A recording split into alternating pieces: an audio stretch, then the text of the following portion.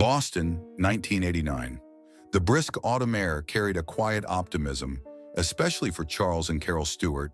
They had it all: a stable life, promising careers, and most importantly, a baby on the way. Carol, a beloved elementary school teacher, glowed with excitement as she entered her 8th month of pregnancy. Her smile was infectious, lighting up even the dullest corners of their modest home in Reading. To everyone who knew them, the Stewarts were the epitome of the American dream.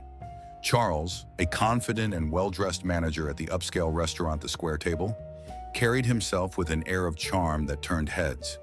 His success and charisma were admired by his peers, but beneath the polished exterior, cracks were beginning to show. While Carol dreamed of baby names and nursery colors, Charles seemed distracted, distant even. He often brushed off her excitement with curt replies or forced smiles.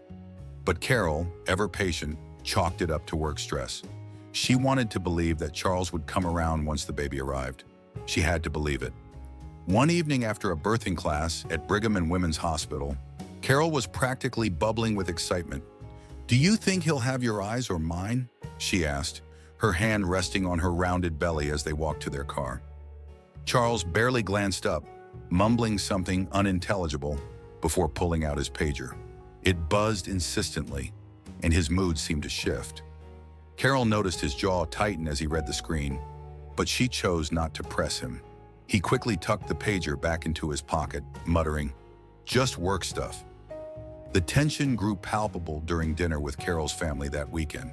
Her brother, Michael DeMady, had always been protective, and he wasn't blind to Charles's growing indifference. As the family gathered around the table, Michael's eyes narrowed as he observed Charles scrolling through his pager under the table, oblivious to the lively conversation around him. "Hey, Charles," Michael said, breaking the chatter. "Work keeping you busy, huh? Must be tough with a baby on the way." Charles looked up, his expression unreadable. "Yeah, it's been hectic. You know how it is." Michael leaned back, his tone growing sharper. "I guess, but Carol seems to manage just fine, doesn't she?" The table fell silent. Carol's cheeks flushed as she tried to redirect the conversation. "Michael, stop it. Charles has a lot on his plate." But Michael wasn't done. "I'm just saying, family should always come first, especially now." His words hung heavy in the air, and for a moment, Charles's polished exterior faltered. His forced smile twisted into something colder, but he quickly recovered, taking a sip of his wine as if to wash away the tension. Later that night, Carol confronted him. "Is everything okay? You've been distant. Is it work or something else?" Charles sighed, running a hand through his hair. "It's work, Carol. There's a lot going on, and I don't have time to sit around and daydream like you do." The words stung, but Carol bit her lip, refusing to argue. She wanted to believe him, to give him the benefit of the doubt. After all, he was the man she had chosen to build a life with.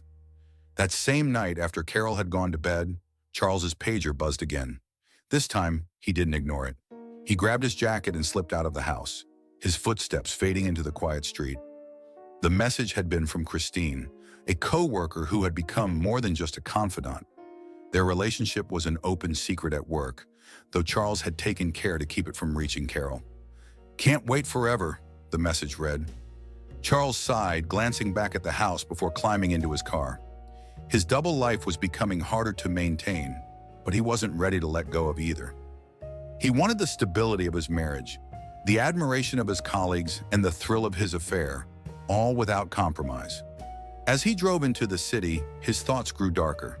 The pressure of balancing his worlds was suffocating, and the impending birth of the baby felt more like a noose tightening around his neck than a moment of joy. He clenched the steering wheel, his mind racing with thoughts he couldn't yet voice. Carol was perfect, but her perfection was a prison. And Charles, he wanted out. The night was cold and eerily quiet as Charles and Carol left the birthing class at Brigham and Women's Hospital. Carol, bundled in her warm coat, was chatting enthusiastically about the nursery. Her excitement filled the silence of the car as they drove through Mission Hill, a neighborhood that seemed to grow darker with each passing block. "Do you think we'll need more baby clothes?" Carol asked, her voice light and hopeful. Charles gripped the steering wheel tightly, his eyes fixed on the road. He nodded absent-mindedly, his mind clearly elsewhere. "We'll figure it out," he replied curtly, his tone sharper than intended. Carol fell silent, the warmth of her words fading into the cold, tense air. As they neared a desolate stretch of road, Charles suddenly pulled the car to a stop. The engine idled, its hum breaking the stillness. Carol turned to him, puzzled. "Why are we stopping here?" she asked, her brow furrowed. "The car—" "I think there's something wrong," Charles muttered, unbuckling his seatbelt. He avoided her gaze, his movements hurried. "Just stay in the car. I'll check it out." Carol watched as he stepped into the night, his figure illuminated by the dim glow of the streetlights. She couldn't shake the feeling that something was off.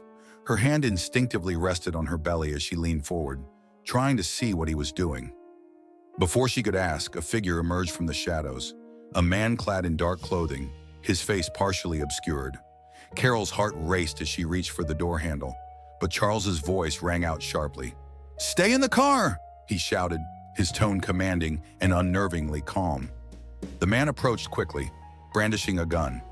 Carol's breath caught in her throat as panic consumed her.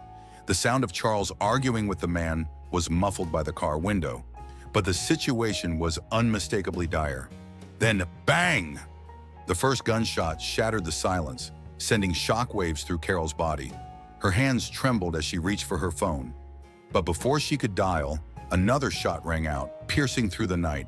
The glass window beside her shattered, and Carol's scream was cut short as she slumped forward. Blood trickled down her face, pooling on her coat. The world around her blurred, the streetlights fading into darkness.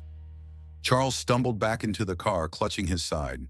His shirt was stained with blood, but his expression was eerily composed as he grabbed the phone and dialed 911. "We've been shot," he yelled, his voice thick with urgency. "A man attacked us. My wife's been shot in the head." The operator's voice was calm, instructing him to stay on the line. But Charles's words grew more frantic. "She's pregnant. Oh my God, please send someone now." Minutes felt like hours as the sound of sirens approached. Paramedics arrived, pulling Carol from the car. The severity of her injuries was immediately clear. One medic whispered to his partner, "Gunshot wound to the head. Unlikely to survive." Charles clutched his abdomen, groaning in pain, but his eyes flickered toward Carol's limp body being loaded onto the stretcher. At the hospital, the scene was chaotic. Doctors and nurses worked tirelessly to stabilize Carol, but the odds were grim.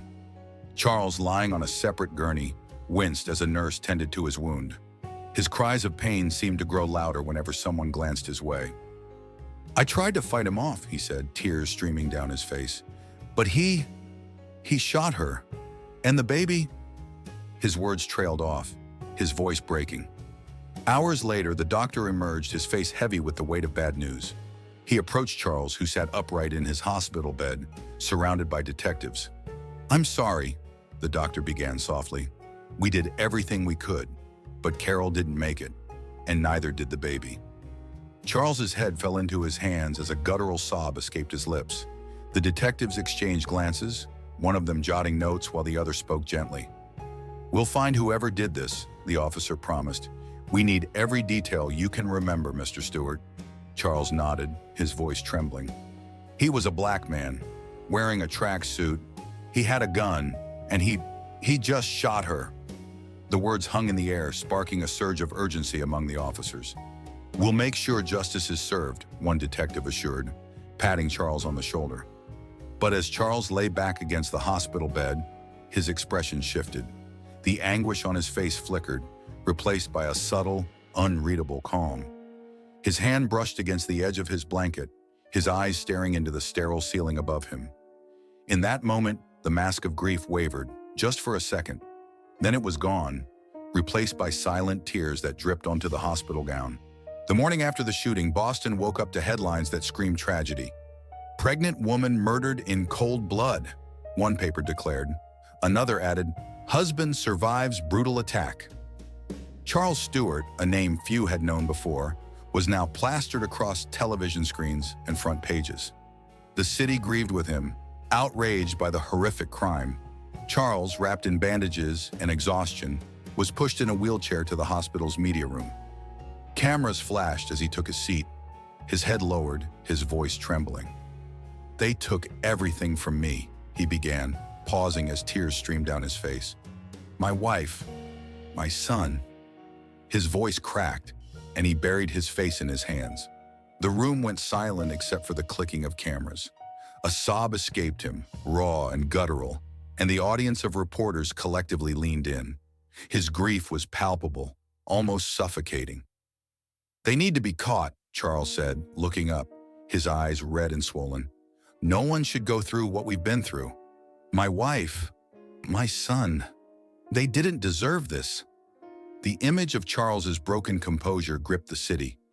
Television anchors called him a hero, a survivor of unimaginable tragedy. Community leaders demanded swift justice, but as the media machine roared to life, it cast a shadow over Mission Hill, the neighborhood where the shooting occurred. The streets buzzed with the presence of police officers, reporters, and curious onlookers. Mission Hill residents, mostly working-class families and people of color, found themselves under intense scrutiny. Charles's description of the assailant, a black man in a tracksuit, triggered a wave of racial profiling. The police detained several suspects for questioning, but no arrests were made. The tension in the neighborhood grew thick. Families whispered in fear as helicopters circled overhead, and children were hurried inside when reporters swarmed doorsteps. Local activists spoke out, accusing law enforcement of unfairly targeting their community. "Why do they assume it's us?" asked a man outside a local deli. "Because we're black? Because we live here? It's not right." Charles, oblivious to the chaos unfolding in Mission Hill, continued to garner sympathy. Carol's family stood by his side during interviews, their grief raw and unfiltered. Carol's mother, Mary DeMady, clutched a framed photo of her daughter as reporters bombarded her with questions. "She was so excited to be a mom," Mary said, her voice trembling.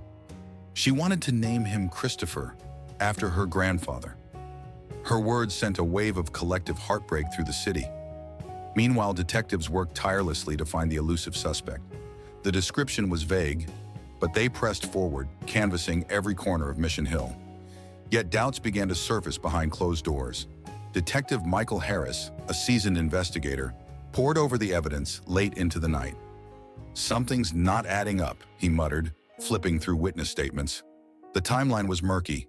A gas station attendant recalled seeing Charles's car long before the reported time of the shooting. A neighbor mentioned hearing a heated argument, not a robbery. The details didn't align, but Harris kept his suspicions to himself for now. Back at the Stewart home, Charles sat alone in the nursery. The pale yellow walls seemed oppressive, and the crib, half assembled, stood as a haunting reminder of what could have been. His hands trembled as he picked up a small, unopened box of baby shoes.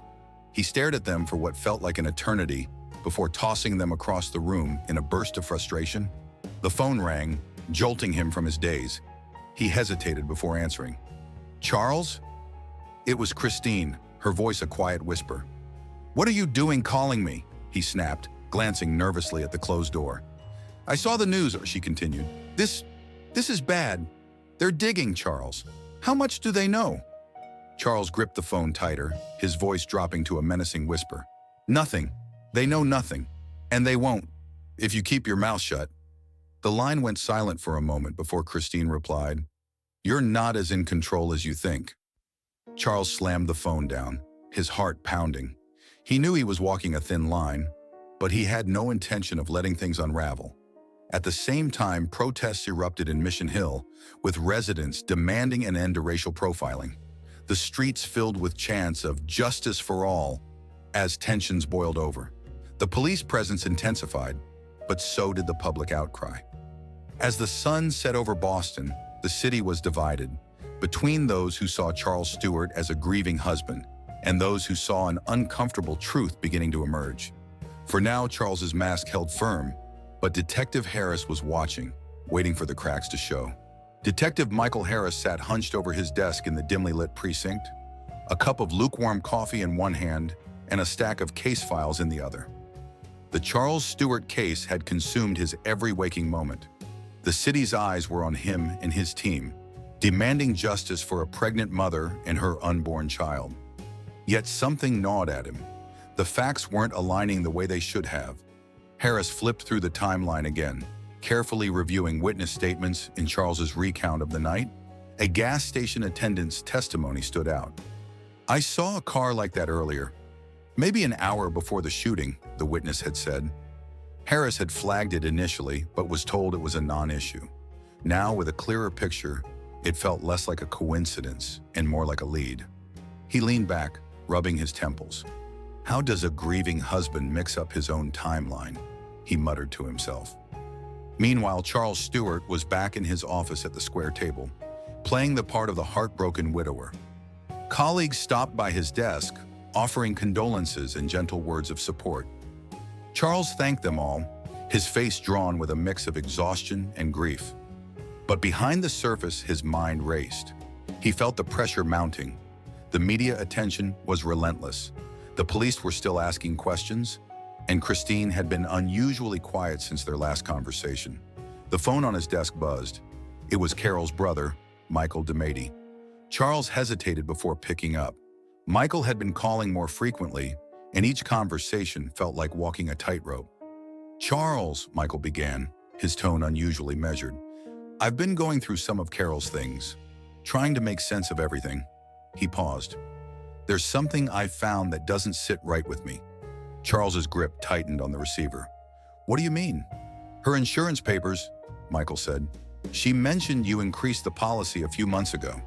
"Why now, Charles? Why not earlier, if you were so concerned about her?" Charles's heart raced, but his voice remained calm. "It was her idea, Michael. She wanted to make sure the baby was taken care of, no matter what." There was a long pause before Michael replied. "That doesn't sound like her. Carol was careful, sure, but paranoid?" Charles clenched his teeth. "Michael, this is not the time for accusations. I lost her too, remember?" His voice cracked slightly, though the emotion felt more rehearsed than genuine. "Yeah, I remember," Michael said coldly, before hanging up.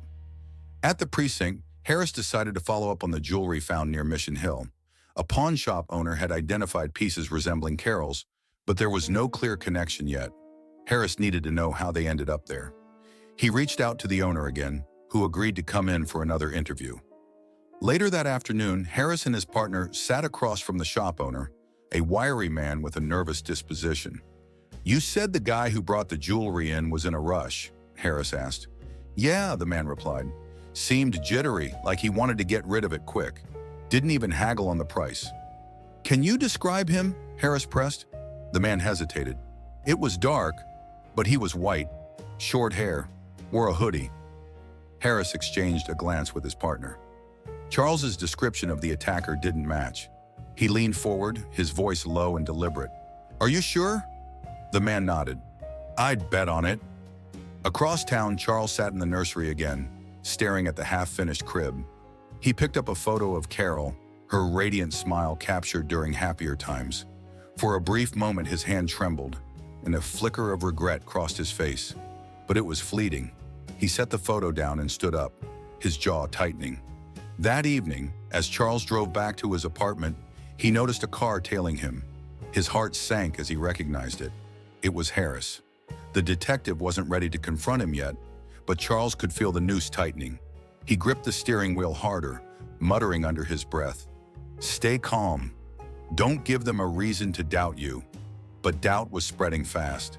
Carol's family had begun to question his actions, and Harris's team had started connecting dots Charles thought he'd buried. The walls were closing in, and for the first time, Charles felt like he was losing control. Matthew Stewart's hands trembled as he lit his third cigarette of the evening. He had been called into the police station for a routine follow-up, but he knew it was more than that. The weight of his brother's words echoed in his mind. "Stick to the story, Matt. It's the only way we get through this." Yet each passing day made that lie harder to carry. Detective Michael Harris greeted him with a nod, his expression calm but watchful. "Thanks for coming in, Matthew. We just have a few things to clear up." Harris gestured toward the chair opposite him, and Matthew sat down, trying to appear relaxed. Harris began with casual questions, revisiting the events surrounding the night of the attack. Matthew's answers were curt but consistent with what Charles had told the police. Yet Harris's measured tone and deliberate pauses chipped away at his composure. "There's one thing I'm curious about," Harris said, leaning forward slightly. "The pawn shop owner we spoke to described the man who brought in Carol's jewelry. He said the man looked, well, a lot like you." Matthew froze. His cigarette, nearly burned out, trembled in his hand. He forced a laugh. "That's crazy. I don't know anything about that." Harris raised an eyebrow, pulling out a photograph of the recovered items. "You sure? Because these look like things only someone close to Carol would have access to. The kind of things a brother or a husband might know about." The silence in the room was deafening. Matthew's heart pounded in his chest as he stared at the photo. He opened his mouth to deny it again, but the words caught in his throat. The weight of the secret was crushing him.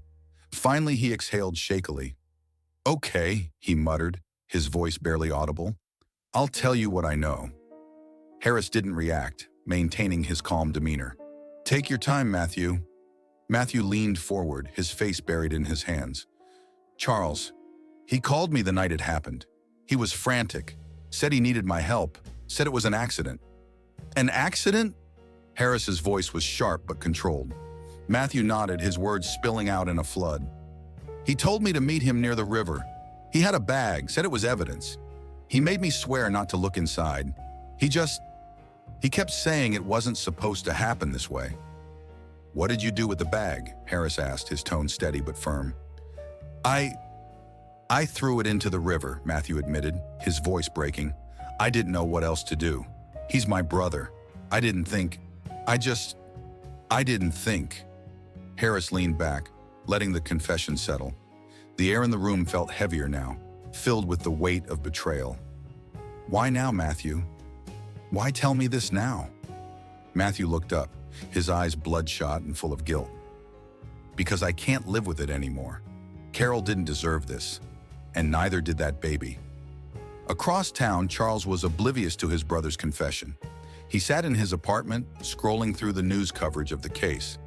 Each headline painted him as a grieving husband, a victim of a heinous crime. But the cracks in his facade were beginning to show.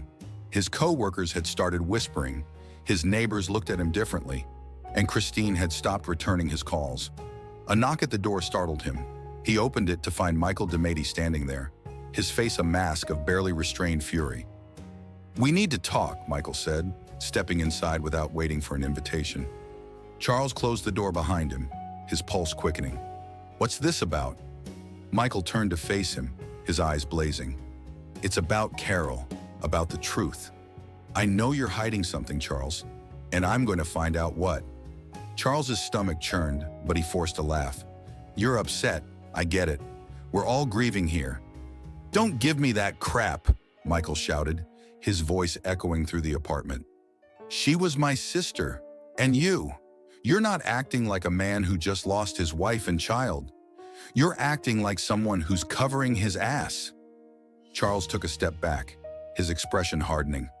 "Watch yourself, Michael. You don't want to make accusations you can't prove." Michael jabbed a finger at him. "I'll prove it. One way or another, I'll make sure you pay for what you've done." As Michael stormed out, Charles's calm facade crumbled. He sank into a chair, his head in his hands. The walls were closing in faster than he'd anticipated, and for the first time, he felt genuine fear. Not of the police, but of his own family turning against him.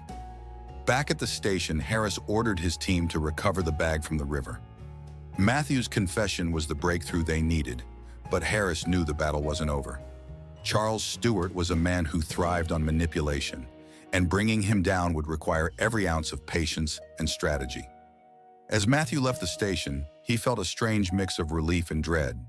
He had done the right thing, but the cost of his betrayal was yet to be fully realized. Detective Michael Harris watched as his team sifted through the debris pulled from the river. The cold November air bit at his skin, but he remained focused. Among the soaked and muddied contents was a black duffel bag. The detective's heart raced as the evidence technician carefully unzipped it, revealing its contents: a gun, a broken watch, and several pieces of jewelry. Carol Stewart's jewelry. It was the proof they needed. Harris let out a breath he hadn't realized he was holding. "Bag it up. Get it to ballistics. "I want every piece logged," he ordered, his voice firm but tinged with satisfaction. The noose was tightening around Charles Stewart, and this time, there would be no escape. Back at the station, Harris reviewed the chain of events with his partner, Detective Linda Moore. Matthew's confession, the pawn shop lead, and now this bag. It's all pointing to Charles, Harris said, leaning forward.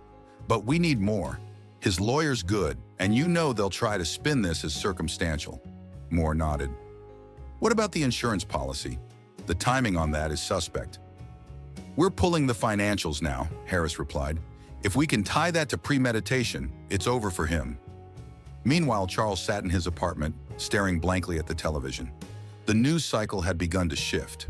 Questions about inconsistencies in his story were creeping into coverage. Pundits speculated about the police's lack of progress in finding the supposed assailant. Charles's grip on public sympathy was slipping, and he knew it. The phone rang, jolting him from his thoughts. It was Christine. "We need to talk," she said, her tone low but urgent. "I told you not to call me," Charles snapped, his voice rising. "Do you think I care about your rules right now?" She shot back. "I know what's happening, Charles. They're closing in. I'm not going down for this." Charles clenched his jaw. "You don't know anything. Just keep your mouth shut, and everything will blow over." Christine laughed bitterly. "Blow over? Are you delusional? Your brother already sold you out, and it's only a matter of time before they find me. If I'm dragged into this—" "You won't be," Charles interrupted, his tone icy, "unless you do something stupid." Christine hesitated, but the line went dead before she could reply. At the precinct, Harris was closing the loop. Ballistics confirmed that the gun from the river matched the bullet that killed Carol. The jewelry was irrefutable, but it was a phone call from Carol's brother, Michael DeMady, that delivered the final piece of the puzzle. Michael's voice was steady but filled with resolve. "Charles came to my parents' house 2 weeks before the shooting. He was talking about the baby, but something about his tone, it felt wrong. He mentioned the life insurance policy, like it was some kind of safety net. I didn't think much of it at the time, but now—" Harris thanked him and hung up. He sat back, piecing together the timeline in his mind. Charles had meticulously planned everything: the increased insurance policy, the staged robbery, and even his own self-inflicted wound. It was a web of lies spun to perfection, but now the strands were unraveling. That evening, Harris and Moore paid Charles a visit. He opened the door, his face a mask of feigned exhaustion. "Detectives," he said, leaning against the doorframe. "What can I do for you?" "We need to talk," Harris said, stepping inside without waiting for an invitation. Moore followed, closing the door behind her. Charles's apartment was meticulously clean, almost sterile, but the tension in the air was palpable. "We found some new evidence," Harris began, his tone calm but deliberate. "A bag was pulled from the river. It contained a gun, some jewelry, and other items tied directly to the case." Charles's expression didn't falter, but his grip on the doorframe tightened. "And how does that involve me?" he asked, his voice steady. Harris stepped closer, his eyes locked on Charles. "We also have a confession from your brother. He says you called him that night, that you asked him to get rid of the evidence." Charles scoffed, shaking his head. "Matthew's always been unreliable. You can't seriously believe him over me." Moore stepped forward, her voice sharp. "We have ballistics tying the gun to Carol's murder, Charles. And we know about the insurance policy you increased right before her death. This isn't a coincidence." For the first time, a crack appeared in Charles's composure. His jaw tightened, and a flicker of panic flashed in his eyes. "I don't have to listen to this," he said, stepping back. "If you have something to charge me with, do it. Otherwise, get out of my house." Harris didn't press further, but as they left, he turned to Moore. "He's slipping. Won't be long now." Inside, Charles sat on the edge of his bed, his head in his hands. The walls were closing in, and he knew it. His carefully constructed lies were collapsing, and with each passing moment, his control slipped further away. The chill of the November air seeped into Charles Stewart's apartment as he sat in the darkness, his mind racing. The walls seemed to close in around him, each shadow whispering accusations. The mounting evidence, the betrayal of his brother, and the probing eyes of Detective Harris had left him cornered. But Charles wasn't a man to go down without a fight. He had one last card to play. That evening, Charles made a calculated move. He called an acquaintance from his restaurant days, a man with a questionable past but a reputation for keeping his mouth shut. The conversation was brief, coded, but clear. "There's a situation I need cleaned up," Charles said, his voice steady despite the turmoil inside. "Tonight." The plan was risky, but Charles was desperate. If he could plant evidence that pointed to someone else, even briefly, it might buy him time to regain control of the narrative. The man on the other end agreed, for a price. Meanwhile, Detective Harris sat in his car parked a block from Charles's building. His gut told him something was about to break. The pressure on Charles had been relentless, and Harris knew that desperation often led to mistakes. His phone buzzed. It was Detective Moore. "We got the final report on the insurance policy," Moore said. "Carol never signed the updated paperwork. The increase was pushed through by Charles alone." Harris's grip tightened on the steering wheel. "That's premeditation. We've got him." Moore hesitated. "One more thing. The forensics team matched the fibers from the bag to the carpet in Charles's car. There's no doubt now." Harris exhaled, his breath fogging up the window. "Let's move on this, but carefully. He's slippery." Inside his apartment, Charles paced back and forth. His plan was underway, but his nerves were unraveling. He picked up the phone and dialed Christine. It went straight to voicemail. "You know what's at stake," he hissed into the receiver. "If you say one word, we're both finished." As the hours ticked by, Charles's paranoia grew. Every creak of the floorboards, every distant siren felt like a countdown to his undoing. Then a knock at the door shattered the silence. His heart pounded as he opened it, expecting his accomplice. Instead, it was Michael DeMady. "What the hell are you doing here?" Charles demanded, his voice sharp. Michael pushed past him, his eyes blazing. "I've had enough of your lies. The police are closing in, and you're still pretending you're innocent?" Charles closed the door, his composure cracking. "I don't have to explain myself to you." Michael's voice rose. "You think you're untouchable? You think you can keep playing this game? Carol trusted you.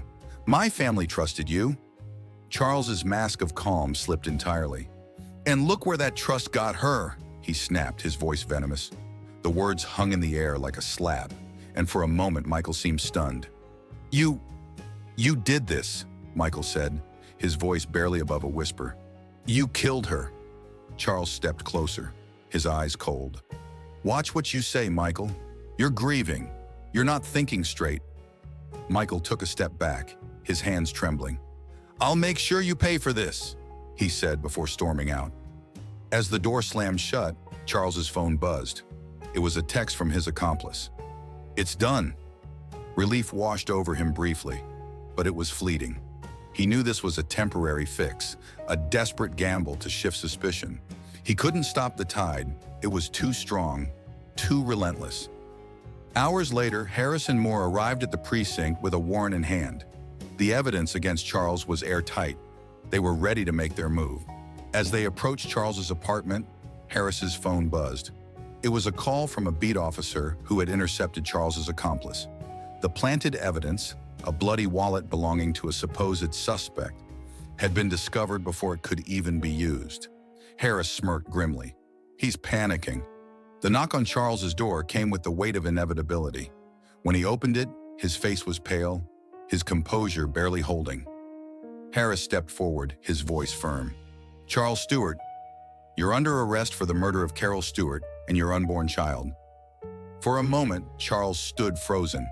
Then, with a sudden burst of energy, he bolted toward the back door. Harris and Moore were on him in an instant, tackling him to the ground. As the cuffs snapped around his wrists, Charles's facade crumbled entirely.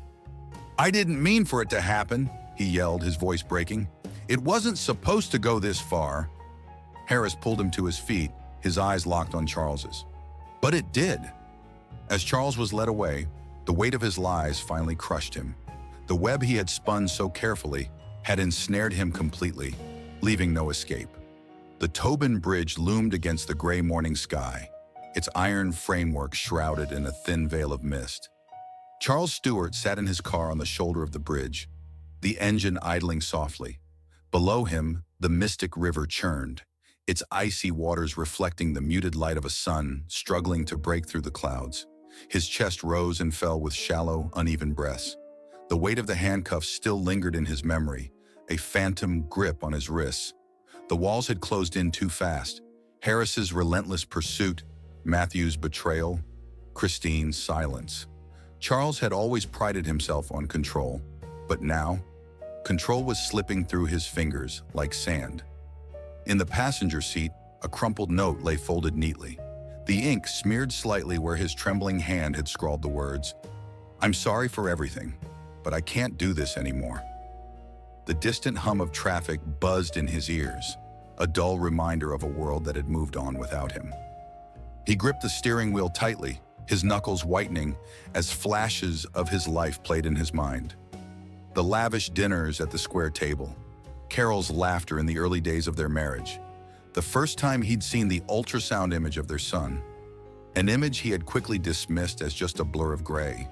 Then darker memories surfaced, the mounting debt, the insurance policy, the sound of the gunshot, Carol's blood pooling in the passenger seat. He squeezed his eyes shut, as if that could block out the images. His phone vibrated on the dashboard, breaking his trance. He glanced at the screen. Detective Michael Harris. Charles didn't answer. The buzzing stopped, only to start again a few seconds later. This time, it was Christine. His stomach churned. He let the call ring out, his finger hovering over the end button. Suddenly, blue and red lights flashed in his rearview mirror. A cruiser pulled up behind him, and an officer stepped out cautiously, approaching the car. Charles rolled down the window, his face pale and drawn. "Mr. Stewart," the officer said, his voice calm. "We've been looking for you. Are you all right?" Charles nodded stiffly. "Just needed a moment to think." The officer's eyes darted toward the folded note on the seat. His expression softened. "Why don't you step out of the car? Let's talk for a minute." Charles hesitated, his grip on the wheel tightening again. His mind raced. He could feel the weight of the bridge beneath him, the yawning chasm below. "I'm fine," he said finally, his voice a hollow echo of his usual charm. The officer stepped back, speaking into his radio. Another cruiser arrived moments later, followed by an unmarked car. Detective Harris emerged, his coat flapping in the wind as he approached. His eyes met Charles's through the open window, and for a moment, the two men simply stared at each other. "You don't have to do this," Harris said, his voice steady but firm. "Step out of the car. Let's talk." Charles laughed bitterly, the sound sharp and hollow. "Talk? What's there left to talk about, detective? You already know everything." Harris didn't flinch. "Then tell me why, Charles. Tell me why it had to come to this." Charles's hand drifted toward the note. "Why? Because it was easier. Easier to build a lie than live the truth." Harris took a cautious step closer. "You still have a chance to make this right. For Carol. For your son." Charles shook his head, his voice breaking. "They're gone. There's nothing left to make right." For a brief moment, the bridge was silent, save for the wind whipping through the girders. Then, in one swift motion, Charles opened the car door and bolted toward the edge. Harris and the officers shouted, their footsteps pounding against the pavement. But Charles was faster. He reached the railing and paused, gripping the cold metal as he looked down at the dark waters below. His heart thundered in his chest, every beat screaming of regret and fear. Harris's voice cut through the chaos, firm but desperate. "Charles, don't do this. It doesn't end here."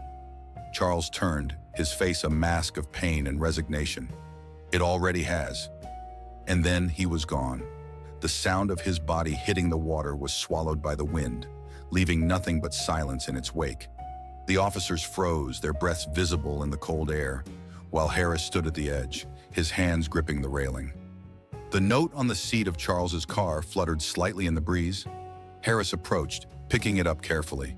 He read the words, his expression hardening. "I'm sorry for everything, but I can't do this anymore." The words felt hollow, empty of the remorse they pretended to carry. Harris crumpled the note in his hand, his jaw tightening. Justice would never come the way it should have. Charles Stewart had made sure of that. The city of Boston carried on, but the scars of Charles Stewart's lies lingered in the air like a bitter aftertaste. Mission Hill, the neighborhood he had weaponized with his fabricated story, struggled to regain its sense of normalcy. The accusations he flung so recklessly had left deep wounds, wounds that wouldn't heal easily. In a small church at the heart of Mission Hill, Reverend Thomas Caldwell stood before a packed congregation. His voice echoed through the space, filled with sorrow and quiet rage. What Charles Stewart did wasn't just a crime against his wife and child. It was a crime against all of us, against our humanity. Heads nodded solemnly as Reverend Caldwell continued, his voice trembling. They searched our homes, our streets. They looked at us as if we were guilty from the start because of the color of our skin. And when the truth came out, when the lies unraveled, what did they give us? Silence. No apology.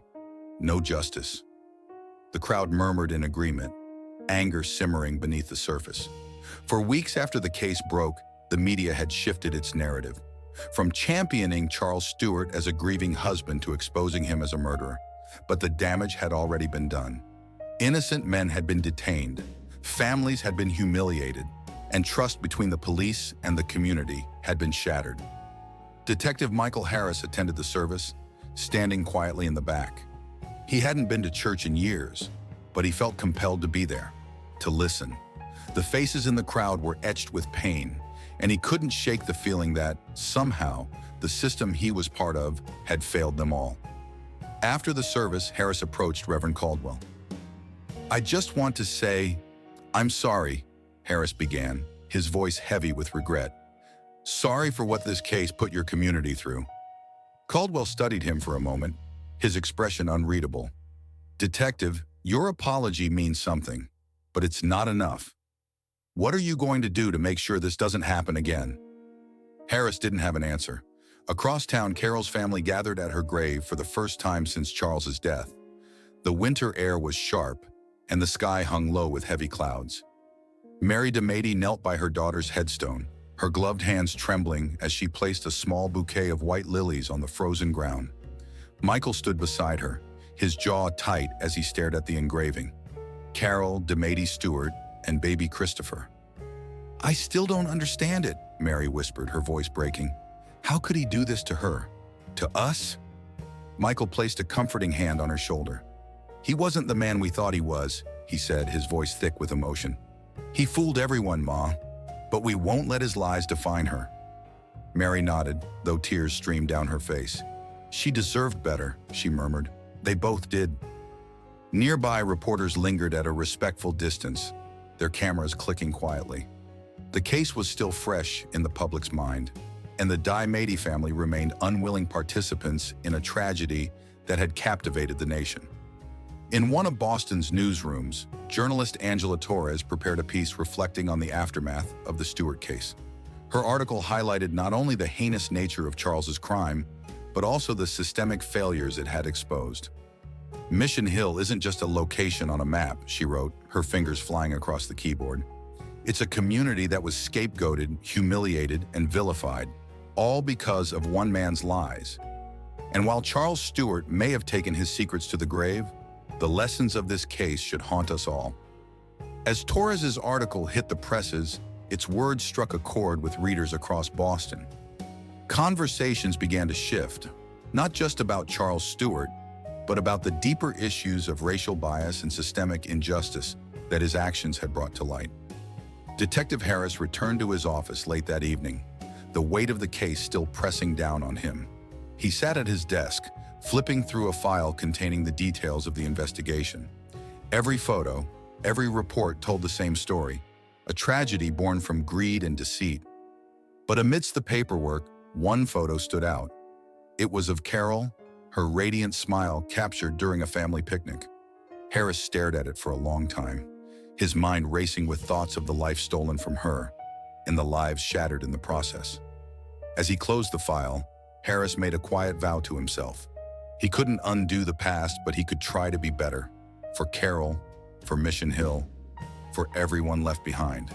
The story has been edited to ensure personal privacy and security regarding names and locations. Thanks for watching. If you liked the video, don't forget to subscribe to see the latest and most thrilling family crime stories. Don't miss the case tomorrow where everything will be revealed.